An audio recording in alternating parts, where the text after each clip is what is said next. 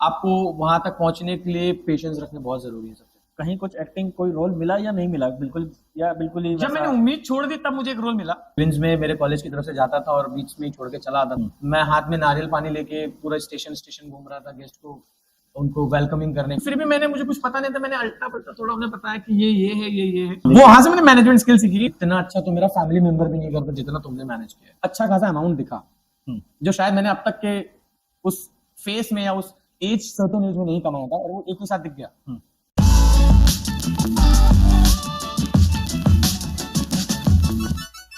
मेरा नाम है सैम और मैं द वायरल स्टूडियो से हूँ। जैसा आपने स्लोगन देखा that how event managers are getting rich, तो आज हम उसी के ऊपर डिस्कस करेंगे कि इवेंट मैनेजर्स कैसे डे बाय डे बहुत अमीर होते जा रहे हैं। लोग बहुत सारे बिजनेसेस के लिए बात करते हैं, लेकिन इवेंट मैनेजमेंट और इवेंट के और एंटरटेनमेंट के बिजनेस के बारे में कोई बात ही नहीं करता।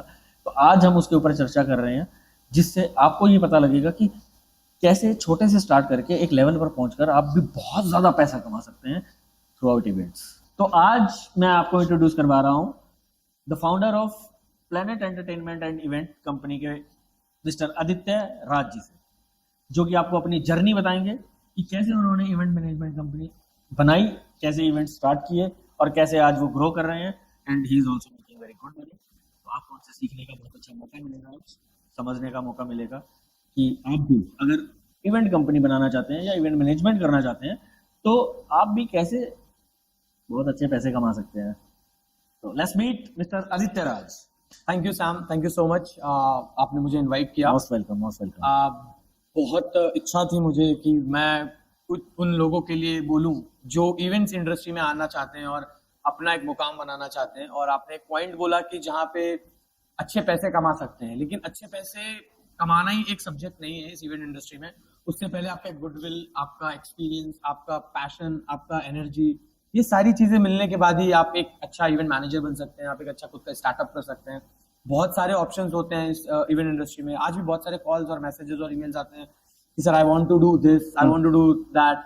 बहुत वेरिएशंस हैं आज के टाइम पे। जब इंडस्ट्री 2011 में थी तो इतना ज्यादा लोगों के मन में था नहीं कि मैं कैसे इवेंट मैनेजर बनूं या मुझे इवेंट इंडस्ट्री में जाना है, या इवेंट इस लेवल के होते थे कि बहुत ज्यादा लोगों को लगने लगा कि यार मैं भी इवेंट्स कर सकता हूँ। आज के टाइम पे 2015 टू 2019 और 20 के बीच में जो एक सब्जेक्ट आया, जब लोगों के पास बूम हुआ, मार्केट बूम हुई, जब वो कॉन्सर्ट्स और वेडिंग्स और बहुत ज्यादा कॉर्पोरेट लेवल पे लोगों के पास जब टाइम ही नहीं थे और ना टाइम है कि मैं अपना इवेंट्स खुद से मैनेज कर सकूं, तब उन लोगों ने इवेंट मैनेजर्स और एजेंसीज को हायर करना चालू किया। और उसके पीछे बहुत बड़ी जर्नी और बहुत बड़ा सब्जेक्ट है जिसको समझना बहुत इंपॉर्टेंट है लोगों के लिए, कि लोग उसको किस तरह से समझते हैं और किस तरह से इसको जानते हैं। तो आदित्य जी, सबसे पहले तो हम आपकी जर्नी जानना चाहेंगे कि आप, जैसे आपके साथ डिस्कस हो रहा था तो आपने बताया कि आप तो लखनऊ से हैं, बेसिकली आप मुंबई आए। तो इवेंट तो आप लखनऊ से भी कर सकते थे, आप मुंबई क्यों आए, कब आए, कैसे आए, और फिर ये इवेंट की जर्नी कब और कैसे स्टार्ट हुई? तो let's audience get to know के how you have to come into the event management. Okay. तो बॉम्बे आना आपका मेनली बेसिकली जो देखा जाए वो एक्टिंग के पर्पज से, हाँ, क्योंकि आप एक्टर बनना चाह रहे थे। हाँ, बिकॉज मेरा कोई एम भी फिक्स नहीं था और मैं मेरे पैशन के साथ थोड़ा जाना चाह रहा था। मेरा पैशन था एक्टिंग। अच्छा, हाँ, तो आपने ट्राई किया एक्टिंग में यहाँ पे? हाँ, मैंने ट्राई बहुत किया। यहाँ पे आया तब समझ में आया कि इतने लंबी लंबी लाइंस और फिर आपका लुक और फिर आपके एक्टिंग, फिर इसमें एक होता है support which is very important. Of course yes, talent भी बहुत इंपॉर्टेंट है आज के टाइम पे एक्टिंग इंडस्ट्री में। अगर आप टैलेंट नहीं है तो यू तो एक्टिंग, मतलब एक्टिंग जब आप करना चाह रहे थे तो ऐसे कौन सी प्रॉब्लम्स आपको आई जिसकी वजह से आप शिफ्ट हुए इवेंट्स की तरफ? तो एक्टिंग में बेसिकली प्रॉब्लम ये आई कि जब मैंने बहुत सारे जगह पे जब ऑडिशंस दिए तो काफी जगह पे चीजें सिस्टमैटिकली पहले से बनी होती हैं। कहीं पे आपको वहां तक पहुंचने के लिए पेशेंस रखने बहुत जरूरी है, सबसे पहले बात, जो उस टाइम पे मुझे नहीं थे। आपको आपका माइंड प्रिपेयर होना चाहिए कि आज मेरे पास इतना टाइम है, और आप एक टाइम ड्यूरेशन लेके चलते हो कि मैं इस टाइम पे बनूंगा एक्टर, या आप उसके लिए इतना हार्डकोर प्रैक्टिस करते हो। लेकिन मेरा जो बैकग्राउंड था, जिस बैकग्राउंड से मैं आया, वहां उस जगह पे शायद मुझे नहीं लगता था कि मैं उतना पेशेंस रख पाता, या मुझे उतनी जल्दी वो हासिल होता जो मैं सोच रहा था। क्योंकि कहीं ना कहीं हम एक मिडिल क्लास फैमिली से जब होते हैं तो काफी बर्डन और लोड होता है, Correct. और बॉम्बे जैसी सिटी में सरवाइव करना इट्स क्वाइट डिफिकल्ट, और वो डिफिकल्टीज मैंने फेस किए। तो when I was coming over in Mumbai, तो दैट टाइम मतलब आपने भी ऑडिशंस बहुत सारे ऑडिशंस दिए, मतलब auditions ऑडिशंस दिए। दिए मैंने, और कभी ये कभी लंबी- रिजेक्ट लंबी कर देते, कतारें। लंबी लंबी लाइनों में और आना जाना, फिर उधर से आप 100वीं लाइन से आप आगे आते हो, फिर बोलते हैं you are not selected, you are not fitted. You are not fit. And फिर कहीं ना कहीं तो एक ऐसे भी चांसेस आए मेरे कि जब मेरा एक कुछ डेली सोप्स में हुआ, अच्छा, और एंड मोमेंट में टर्न आउट हो गया कि यार तो आपने कहीं कुछ एक्टिंग कोई रोल मिला या नहीं मिला, बिल्कुल या बिल्कुल ही जब मैंने उम्मीद छोड़ दी तब मुझे एक रोल मिला। अच्छा, हाँ, जब मैंने पूरा सोचा कि मुझे कुछ करना ही नहीं है अभी एक्टिंग में, मैं इवेंट्स में ध्यान लगाने लगा और मैं इवेंट्स की तरफ चला। उसके बाद मुझे एक रोल मिला और वो मैंने किया भी। अच्छा, क्या क्या रोल था? अब वो बेसिकली एक serial था, छोटा सा। हाँ, फिर उसके बाद एक मैं नाम नहीं बता सकता, तो वो एक सीरियल ही था छोटा सा, और फिर उसके बाद मैंने उतना ज्यादा फोकस किया नहीं, क्योंकि मुझे पता चल गया था कि मुझे करना क्या है, कि मुझे जिसमें इंटरेस्ट आ रहा है, खुद को मजा आना, मतलब काम क्या होता है कि आप खुद को उसमें पैशन होना चाहिए, आप उसके अंदर घुल जाओ, और वो मुझे मेरे इवेंट्स में दिखा। और बहुत सारे, पर एक्टिंग में मैंने बहुत स्ट्रगल किया, वेरी क्लियर, बट मुझे नहीं पता था कि मैं आपकी सिस्टर ने आपको सजेस्ट किया इवेंट्स के लिए, तब आपने यस, तो उसने मुझे सजेस्ट किया है कि आप एक कोर्स करो, और ठीक है, पढ़ाई में तो आई एम बैक बेंचर, इतना अच्छा तो मैं पढ़ाई में नहीं रहा कि मैं पीछे बैठता था सीट पे और पासिंग मार्क्स आ गए तो ठीक है, बट ठीक है इवेंट्स करते हैं। फिर मैंने डिप्लोमा किया। अच्छा, डिप्लोमा करने के बाद मुझे ये नहीं कहूंगा कि कुछ नहीं आया, जितना बेस आना चाहिए वो बेसिक समझा मैंने फिर इवेंट्स उस कॉलेज के थ्रू कुछ इवेंट्स किए एज अ इंटर्न और as an promoter, you can say. फिर भी इंटरेस्ट आया नहीं।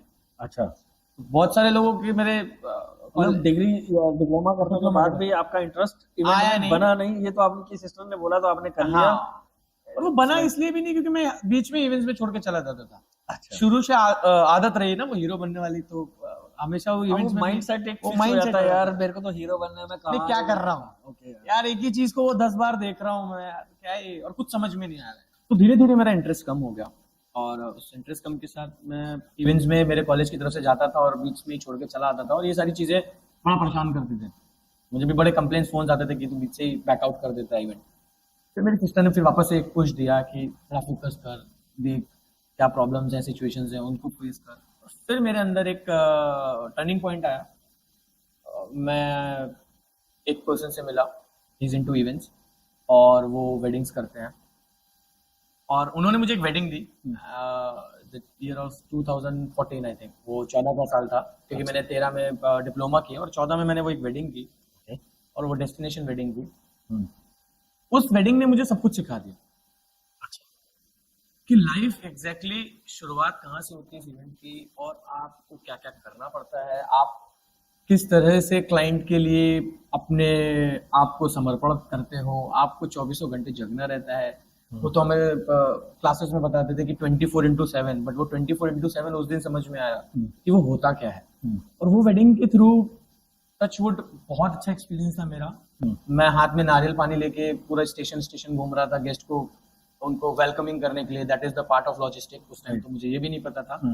उनको वेलकमिंग के लिए उनको बस में पूरा ट्रिप कराना, और मुझे ही नहीं पता कि बॉम्बे में कौन कौन सा साइट, तो मैं उन्हें क्या बताऊं।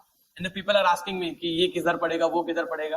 ओके, तो हाँ, बहुत इंटरेस्टिंग था मेरे लिए, लेकिन फिर भी मुझे कुछ पता नहीं था। मैंने अल्टा पल्टा थोड़ा उन्हें बताया कि ये है, ये है। अच्छा, कैसे कैसे करके तो मैंने उनको मैनेज किया 2-3 घंटे।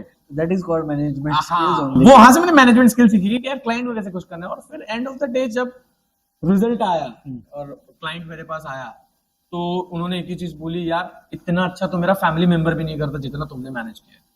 अच्छा, तो वो एक्सपीरियंस था, और एक अलग लेवल का एक्सपीरियंस था। अगर मैं इसमें टेक्निकल बातें करूं और प्रोफेशनल बातें करूं तो वो शायद अब मुझे समझ में आती है, उस टाइम पे तो वो नहीं समझ में आई। वो धीरे धीरे सीखने के बाद आई, और उसके बाद एंड में जब मुझे एक अच्छा खासा अमाउंट दिखा, जो शायद मैंने अब तक के उस फेस में या उस एज में नहीं कमाया था, और वो एक ही साथ दिख गया। फिर क्या था, बढ़ गए आगे। और एक बार फिर वो जब आगे बढ़े तो अपनी लाइफ में फिर पीछे मुड़ के देखा नहीं, और एक ही मोटिव था कि एक टाइम आएगा कि मैं पहले भागता था लोगों के पास और क्लाइंट्स के पास, टचवुड आज मैं वुड है या नहीं पता नहीं, लेकिन टचवुड मैं बोलता हूँ, बट आज ये है कि क्लाइंट्स आते हैं, सामने से आते हैं और रिस्पेक्टफुली आते हैं, चीज़ों को हम लोग उतना अच्छा करके देते हैं। एक कमिटमेंट होती है हमारी, खुद से होती है, इवेंट से पहले हमारी खुद की कमिटमेंट होती है, और ये हर एक इवेंट मैनेजर्स की होती है।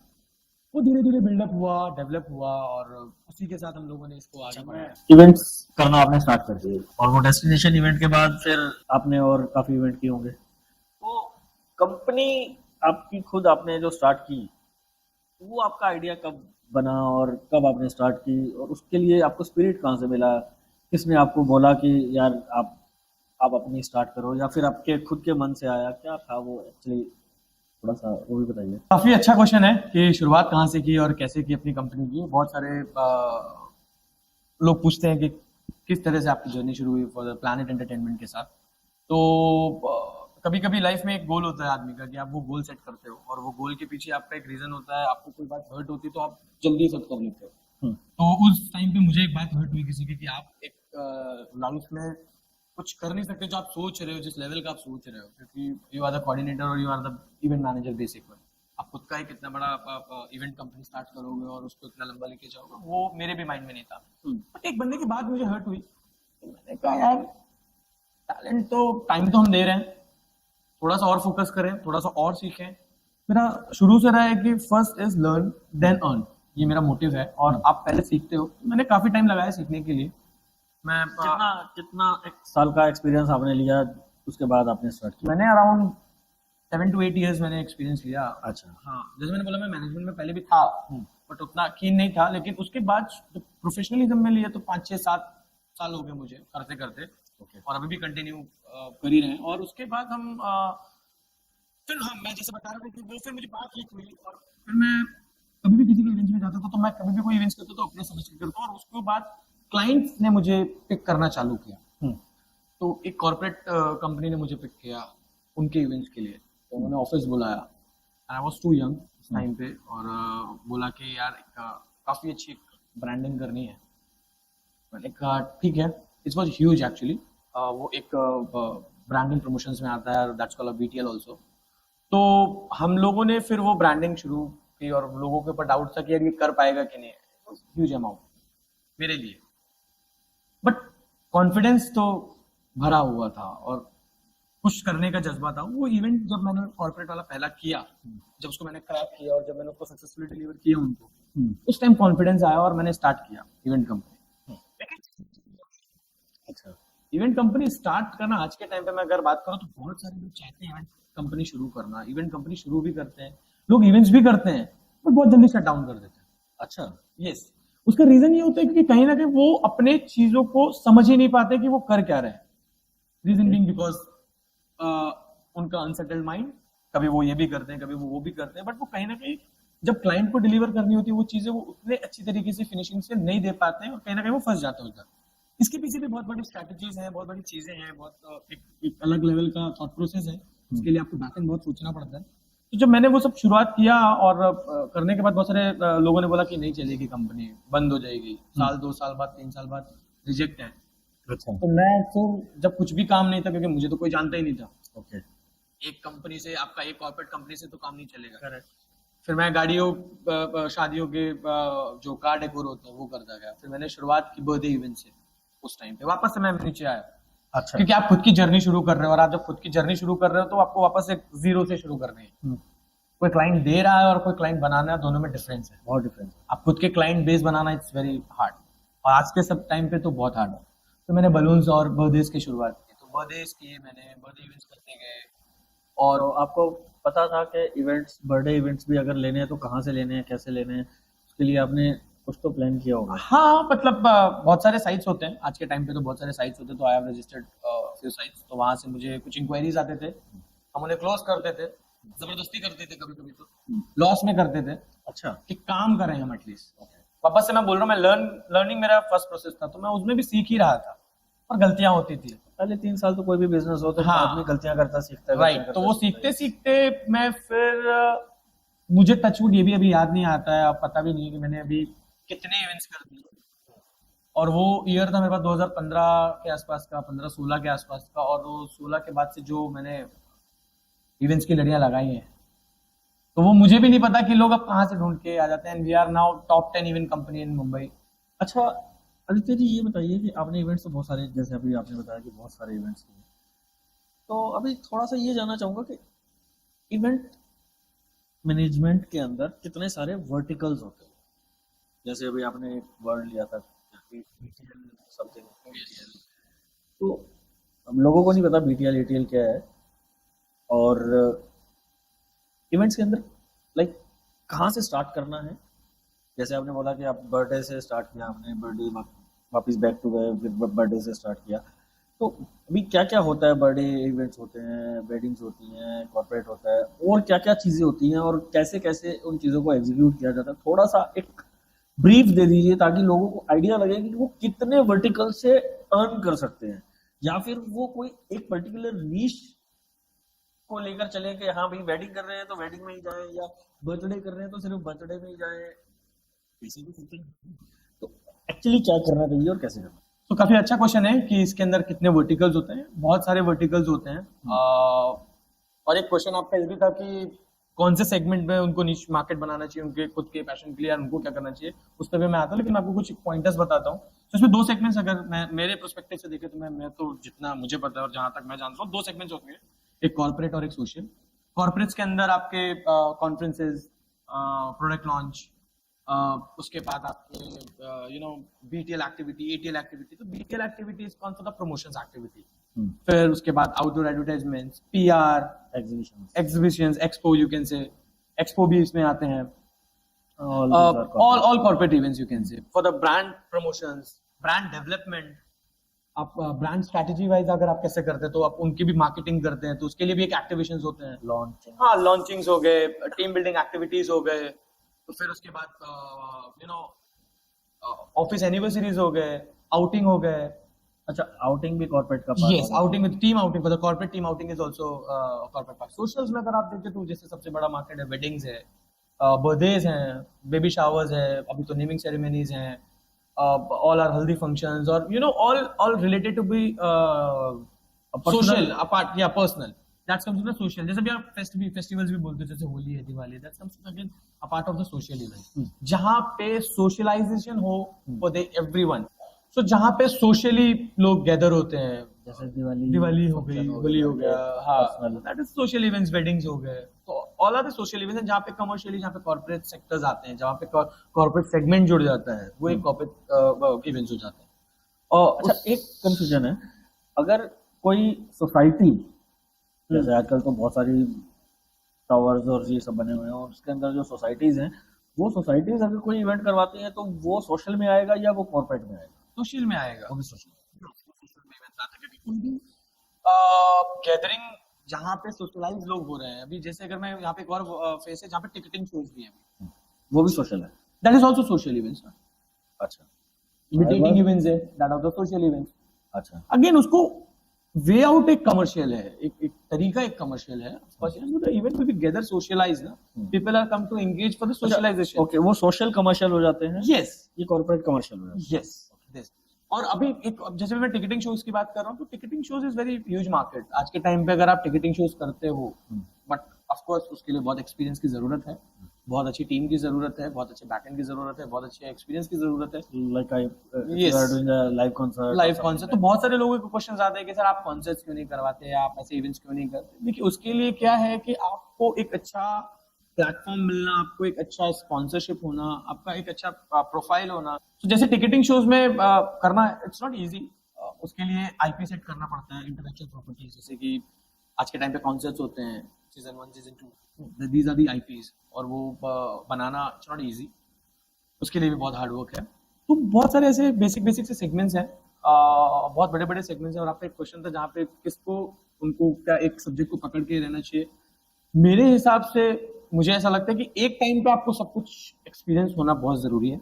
So start with the birthday, start with the baby naming ceremony, baby shower, even start with your brother's birthday, start with your mother's birthday. So just celebrate it, execute it. एक बार वो खुश हो गए आपने तो उनको अपने वो घर चांस से ही दिया। अगर आप किसी को खुश हाँ। कर रहे हैं तो फिर बाहर वाले राइट, से आप उम्मीद कर सकते हैं कि शायद खुश हो जाए। तो वो आपको एक पावर मिलेगी हम्म। कि आप कुछ कर सकते हैं, आप कुछ अलग कर सकते हैं। इसमें सबसे बड़ी पार्ट होता है इनोवेशन, उसके बाद होता है आपका एग्जीक्यूशन।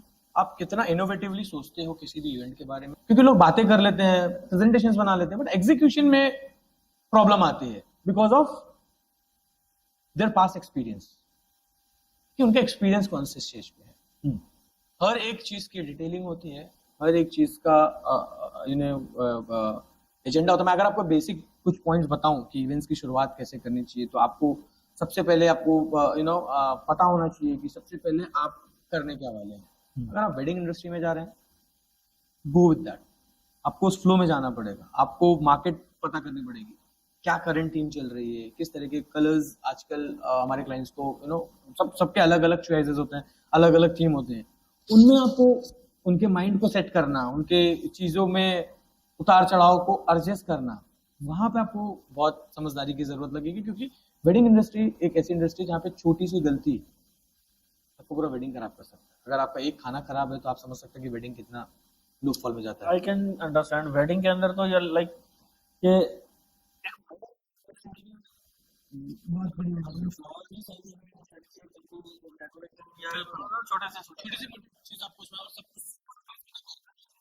वहां तो आपको रिजेक्ट ही कर देते हैं। वेडिंग में कई चांसेस होते हैं कि आपको एडजस्ट कर लें, हाँ। बट कॉर्पोरेट में अगर एक आपकी गलती होगी तो वहां तो आपको बाहर निकाल देंगे, फिर दोबारा कॉर्पोरेट दूसरा तो आप नहीं कर सकते उस कंपनी का तो नहीं कर सकते। हाँ, तो दोनों में एक अलग वर्टिकल से अब आदमी को देखना है, इंसान सामने वाले पर्सन को देखना है कि वो किस वर्टिकल में जा रहा है, और उस वर्टिकल में बहुत अच्छी तरीके से समझदारी के साथ, प्रॉपर लर्निंग के साथ, और उसको टाइम फ्रेम और टाइम मैनेजमेंट के साथ उसको उस फील्ड में जाना चाहिए। कोई भी नया आदमी इवेंट कंपनी बनाना चाहता है या इवेंट मैनेजमेंट में आना चाहता है, तो हाउ दे विल स्टार्ट, कैसा स्टार्ट कर सकते हैं?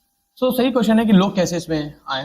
तो ये सारे क्वेश्चंस जब मुझे आए और ये सारी चीजें जब हुए, लोगों को इंटरेस्ट आने लगा, मुझे जब कॉल्स आने लगे, और मेरे टाइम पे जब कोई मुझे गाइडेंस नहीं मिला, तो मैंने भी सोचा कि क्यों ना एक ऐसा वे आउट निकाले जहाँ पे मेरे एक्सपीरियंस उनको शेयर करूं, लाइव इवेंट्स में मैं उनको लेके जाऊं, ऑन ग्राउंड उन्हें नॉलेज दूं, जो प्रैक्टिकल इवेंट में फेस होता है वो उन्हें फेस करूं। उसके लिए मैंने काफी सेमिनार्स किए कॉलेजेस में, वेबिनार्स किए, आज भी हम लोग करते हैं। ओके, काफी कॉलेजेस इनवाइट करते हैं तो हम लोग जाते हैं कि how to become an event manager. इस टाइटल से हमारा बेसिकली एक सेमिनार चलता है, वेबिनार चलता है, तो पीपल आर कम, ज्वाइन होते हैं वो हमारे साथ, हम उनके साथ एक्सपीरियंस शेयर करते हैं, और उसी के साथ हम एक उन्हें पाथ दिखाते हैं कि आप कैसे आगे बढ़ें, अपने इस इवेंट इंडस्ट्री के करियर को कैसे उसमें लेके जाएं। तो उस इंडस्ट्री में आने के लिए, इवेंट इंडस्ट्री में एंटर करने के लिए आपको भी वो सेमिनार और वेबिनार ज्वाइन करनी पड़ेगी। अच्छा, तो जब आप वो ज्वाइन करेंगे तो मुझे लगता है कि मैं और अच्छा एक्सप्लेन कर पाऊंगा।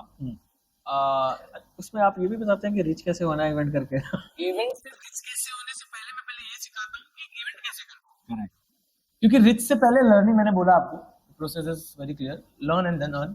और आप जब एक लेवल पे, एक स्टेज पे आते हो, जब आपके पास वो एक्सपीरियंस आ जाता है, शायद वो मुझे भी देने की जरूरत नहीं और आपको बोलने की भी जरूरत नहीं, वो आप खुद ऑटोमेटिक अर्न करने लगते हो, स्लोली ऑफ कोर्स। यस, तो आप जब प्रैक्टिकल्स करते हो, practical is very important in this event industry. आप जब प्रैक्टिकल ऑन ग्राउंड एक्टिविटीज करते हो, आपको बैड फेज, गुड फेज, ये सारी चीजों का नॉलेज होता है। जब आप इन दोनों से लड़ लेते हो, फिर आप खुद ये एक फैक्टर निकलता है आपके अंदर से, और फिर वो इवेंट मैनेजर बना के आपको पैसे कमाता है। और पैसे तो आते जाते रहते हैं, लेकिन आप जब तक उसको करोगे नहीं, लोग सिर्फ बात करते हैं और उसको रख देते हैं, लेकिन जब तक उसको करोगे नहीं डेडिकेटेड, तब तक आप पैसे का तो सवाल ही नहीं बनता। तो आदित्य जी, आज के लिए बस इतने पे ही रुकते हैं, क्योंकि अगर बहुत ज्यादा बातें करेंगे तो बहुत लंबा हो जाएगा ये काफी podcast, लंबा सेशन हो जाएगा, राइट। और इसके एपिसोड बनाने पड़ेंगे। बेटर एपिसोड बनाने से बढ़िया हम नेक्स्ट एपिसोड दोबारा एक करेंगे, बिल्कुल। तो उसमें और इन्फॉर्मेशन जो रहेगी वो देंगे। तो अगर आप भी इवेंट मैनेजर बनना चाहते हैं और इवेंट इंडस्ट्री का पार्ट बनना चाहते हैं, तो आप नीचे डिटेल में दिए गए नंबर पर कांटेक्ट कर सकते हैं और अपने इंस्टीट्यूट, कॉलेज, स्कूल के अंदर सेमिनार कंडक्ट करवा सकते हैं। उस सेमिनार में हम आपके बच्चों को, आपके स्टूडेंट्स को गाइड करेंगे, उन्हें बताएंगे कि कैसे वो भी इवेंट इंडस्ट्री का पार्ट बन सकते हैं और as a career event management को परस्यू कर सकते हैं। तो thank you Aditya ji, thank you so much, आप हमारे इस शो पर आए। Thank you so much, thank you so much. और बहुत अच्छी गाइडेंस दी आपने, थैंक यू। और हम चाहेंगे कि नेक्स्ट टाइम भी आप दोबारा आए। बिल्कुल, मुझे अच्छा लगा यहाँ पे आके। सबसे पहले हम ये शो के रिव्यूज और उसमें जो लोग कमेंट्स करेंगे वो देखते हैं क्या आते हैं। और 2000 लाइक्स का टारगेट है, आप 2000 अरे लाइक उससे ज्यादा कीजिए, आई थिंक। आप 2000 लाइक दीजिए, उसके बाद हम नेक्स्ट पॉडकास्ट अगेन करते हैं आदित्य जी के साथ। तो आदित्य जी चीयर्स। सो बने रहिए हमारे साथ द वायरल स्टूडियो के साथ, और चैनल को लाइक और सब्सक्राइब जरूर करें। Thank you.